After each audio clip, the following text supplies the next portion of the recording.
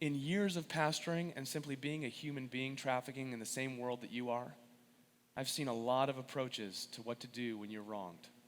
And the only one that I can see that can help divert that pathway to the poisoning of the human heart is to realize that God is the judge and you are not.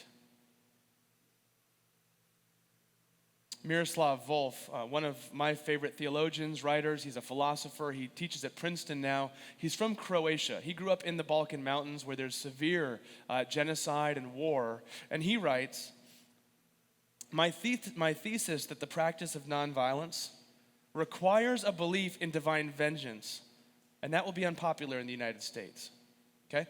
My thesis that nonviolence actually requires a belief in divine vengeance. That will be unpopular in the United States.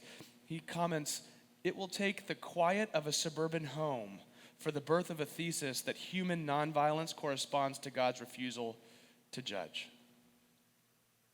In other words, he's saying, if you do not see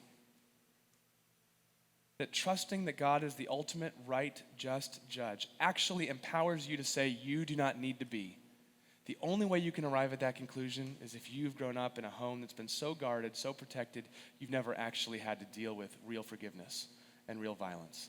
I think he would say, but when your home has been burned to the ground and your family has been murdered, the only thing that can help you actually move forward in a way that doesn't sink you, depress you, undo you, or make you a murderous tyrant to outdo those who got you because you will exact your pound of flesh. The only way to interrupt the cycle of violence is to know that God sees and that God judges and that he'll do something about it.